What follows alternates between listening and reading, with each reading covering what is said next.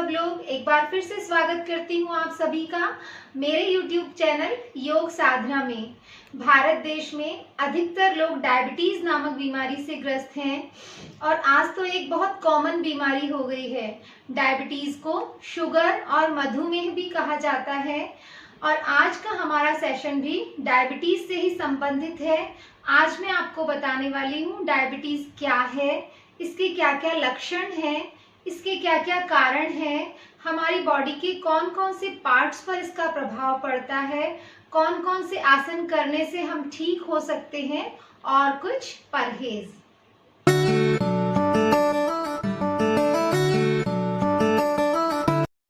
जब हम भोजन करते हैं तो हमारा भोजन एक ऊर्जा में परिवर्तित होता है और उसी ऊर्जा से हमारा शरीर दिन भर कार्य करता है। लेकिन ऊर्जा बनने से पहले ये हमारे शरीर में ग्लूकोज के रूप में परिवर्तित होता है और ग्लूकोज बनाती है हमारे शरीर की कुछ कोशिकाएं। लेकिन इन कोशिकाओं को भी ग्लूकोज बनाने के लिए एक हार्मोन की जरूरत होती है जिसे हम कहते हैं इंसुलिन, और ये इंसुलिन बनाती है हमारे शरीर में पैनक्रियाज। अब पैनक्रियाज में इंसुलिन बनाने वाली कोशिकाएं अगर नष्ट हो जाएं या डिस्टर्ब हो जाएं तो हमें इंसुलिन के इंजेक्शन खाने पड़ते हैं क्योंकि ग्लूकोज बनना बंद हो जाता है। तो ये तो हुई टाइप 1 डायबिटीज।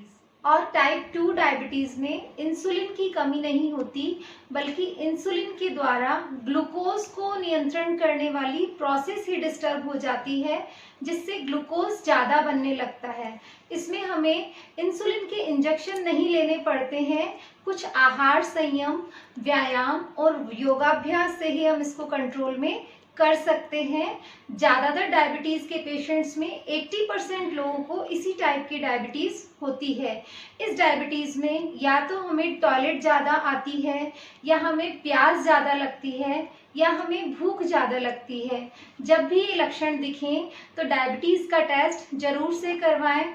और अब डायबिटीज़ के क्या क्या कारण हैं वो भी मैं आपको बता देती हूँ।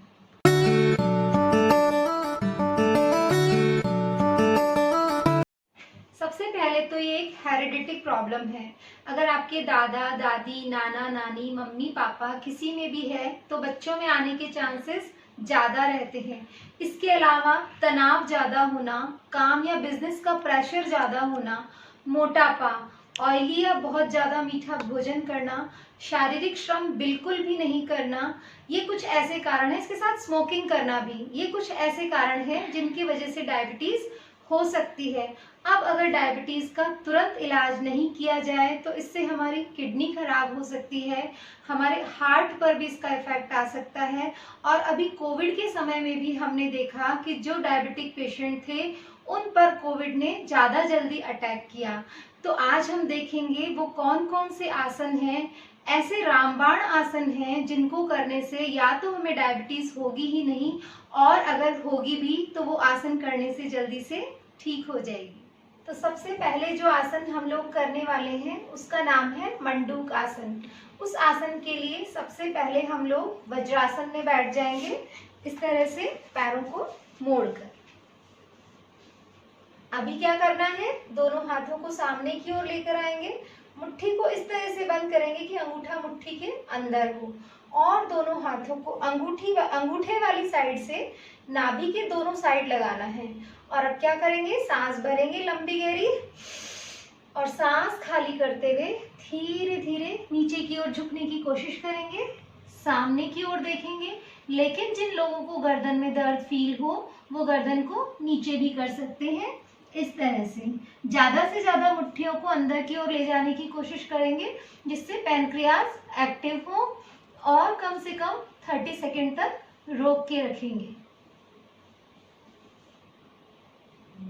और अब धीरे से सांस भरते हुए ऊपर आ जाना है।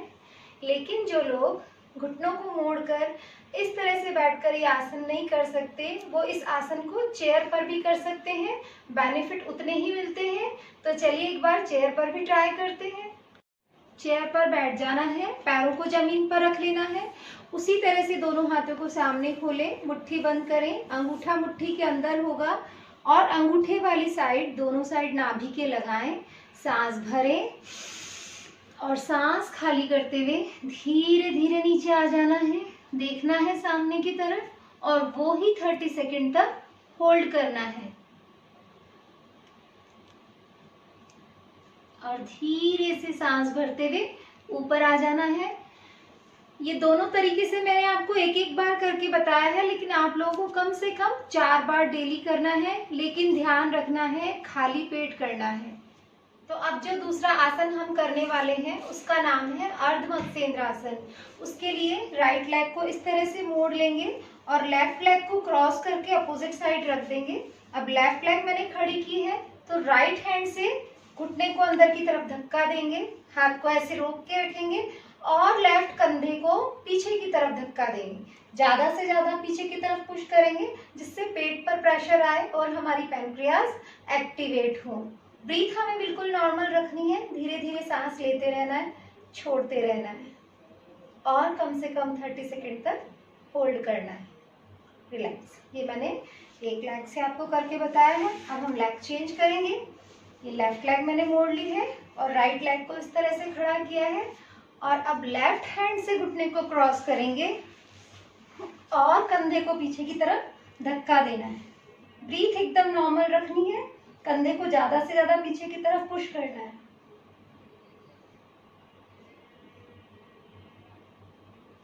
रिलैक्स।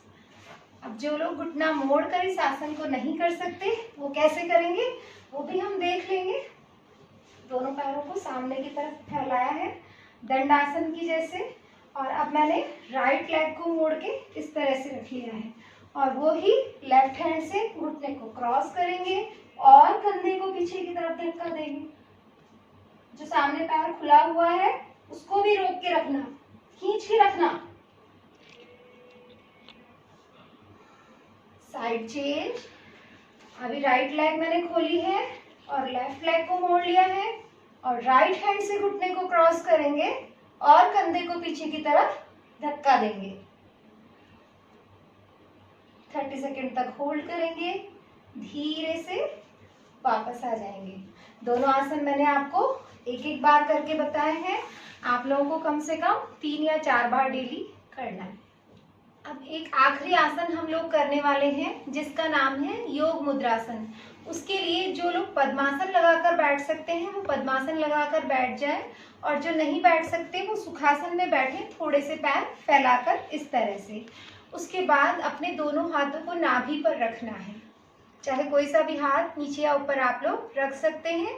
लंबी गहरी श्वास भरेंगे और श्वास खाली करते हुए धीरे धीरे सामने की ओर झुकते हुए नीचे की ओर आ जाना है। कोशिश करनी है हमको हमारा सर जमीन में लगाने की, लेकिन ध्यान रखना पीछे से नहीं उठना है। 30 सेकंड तक होल्ड करना है और धीरे से श्वास भरते हुए वापस ऊपर आ जाना है। ये आसन भी आप लोगों को कम से कम 3 बार डेली करना है। तो अभी हमने किए 3 आसन और अब हम करने वाले हैं बटरफ्लाई, जिसको भी पहले हम होल्ड करेंगे और उसके बाद कंटिन्यू करेंगे। तो कैसे करेंगे?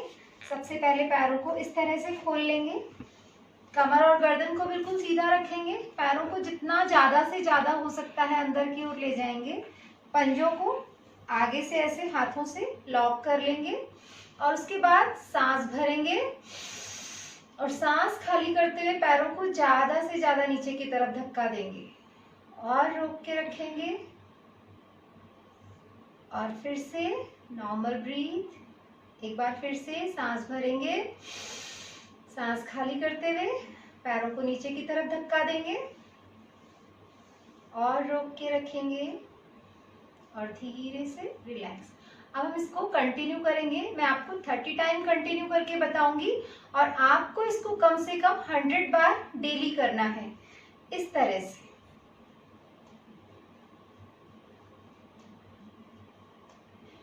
ये बटरफ्लाई हमारा पैनक्रियाज को तो रेगुलेट करेगा ही सही, साथ में हमारा इम्यूनिटी सिस्टम भी स्ट्रॉन्ग करेगा और शरीर में ऊर्जा का स्तर बढ़ाएगा। तो अभी हमने इसको कुछ देर किया है, आप लोग काउंट करके 100 टाइम या 200 टाइम इसको डेली कीजिएगा। तो अब बात कर लेते हैं कुछ परहेज की कि हमें खाने में किन किन बातों का ध्यान रखना है। तो सबसे पहला तो ये कि हमें मीठा बिल्कुल अवॉइड करना है। खाने की बहुत ज़्यादा इच्छा हो तो कभी कभी एक छोटा सा पीस मिठाई का खा लेना है, वो भी खाना खाने से पहले। और लिक्विड का मीठा तो बिल्कुल नहीं खाना है, वो तो डायरेक्ट शुगर है जो सबसे ज़्यादा नुकसान करने वाला है। और हमें गेहूं की रोटी अवॉइड करके जौ चने की रोटी खानी है, जो डायबिटीज के पेशेंट के लिए बहुत ज़्यादा फायदेमंद है। और एक बात जो मैं हमेशा आपको बताती रहती हूँ कि हमें तनाव से दूर रहना है। तनाव भी डायबिटीज का मेन कारण है। तो आज से चिंताएं गॉन और योगा ऑन। तो दोस्तों, कैसा लगा आपको मेरा ये वीडियो? अगर अच्छा लगा हो तो लाइक करना जरूर से, और कमेंट करना भी मत भूलिएगा, और शेयर करना तो बिल्कुल भी नहीं भूलना है, क्योंकि बहुत सारे डायबिटीज़ के पेशेंट हैं। अगर वो इस वीडियो को देखेंगे तो उन्हें भी कुछ बेनिफिट होगा। और अगर अभी तक आपने मेरे चैनल को सब्सक्राइब नहीं किया है तो वो भी ज़रूर से कर लीजिएगा। मिलते हैं अगले हफ्ते फिर से एक नए वीडियो के साथ। तब तक के लिए नमस्ते।